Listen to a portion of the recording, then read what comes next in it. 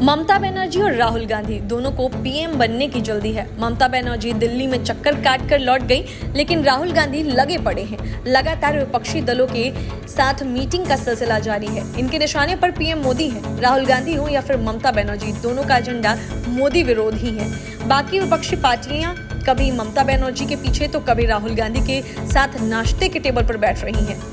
पूछ दोनों तरफ से है, इसीलिए दोनों का मजाक छोटी पार्टियों के नेता उठा रहे हैं। लेकिन मोदी विरोधी एजेंडे के तहत सक्रिय हुई ममता बनर्जी और राहुल गांधी दोनों को वरिष्ठ कांग्रेस नेता एम वीरप्पा मोइली ने आईना दिखाया और विपक्षी मोर्चाबंदी को लेकर भी आगाह किया। मोइली का कहना है कि केवल मोदी विरोध एजेंडे से विपक्षी मोर्चे को बीजेपी का मुकाबला करने में सफलता नहीं मिलने वाली।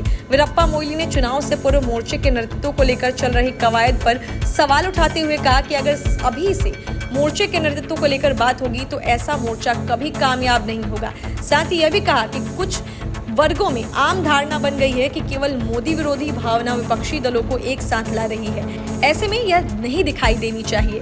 विपक्ष को नसीहत देते हुए मोइली ने कहा कि किसी व्यक्ति विशेष का विरोध किसी भी राजनीतिक मोर्चे को आगे लेकर नहीं जाएगा। वीरप्पा मोइली की नसीहत से लग रहा है कि यह मुहिम अभी ठीक से शुरू भी नहीं हो पाई है कि जनता के बीच संदेश जाने लगा कि विपक्ष का एजेंडा मोदी विरोध पर आधारित है। उसके पास कोई ठोस विकल्प नहीं है। वहीं मोर्चाबंदी को लेकर विपक्षी दलों के बीच एक राय उभर कर सामने नहीं आ रही है। शिरोमणि अकाली दल के वरिष्ठ नेता नरेश गुजराल ने कहा कि विपक्ष की ओर से इस तरह की मुहिम की अभी से शुरुआत करना जल्दबाजी होगी। लोकसभा चुनाव आने में अभी भी 3 साल का समय है। इसके पहले कई राज्यों में विधानसभा चुनाव होने हैं। इन चुनाव के नतीजों को देखने के बाद ही इस तरह की मुहिम की शुरुआत करना सही साबित होगा। विपक्षी दलों के अलग अलग सुर देखकर लग रहा है कि विपक्षी मोर्चाबंदी फिलहाल संभव नहीं दिखती है, क्योंकि बंगाल जीत के बाद ममता बनर्जी मोर्चे का नेतृत्व करने को लेकर काफी उत्साहित है। वहीं वीरप्पा मोइली की नसीहत से लगता है कि कांग्रेस चुनाव से पहले ममता के नेतृत्व को स्वीकार करने के लिए तैयार नहीं है। वह न्यूनतम साझा कार्यक्रम के जाल में ममता को उलझाकर गठबंधन के नेतृत्व से दूर रखना चाहती है। कांग्रेस को लग रहा है कि अगर ममता को अभी से मोर्चे का नेतृत्व करने का मौका दिया जाता है तो आगे चलकर गांधी परिवार की राह मुश्किल हो सकती है, जैसे पीवी नरसिम्हा राव के प्रधानमंत्री रहते हुए हुआ था।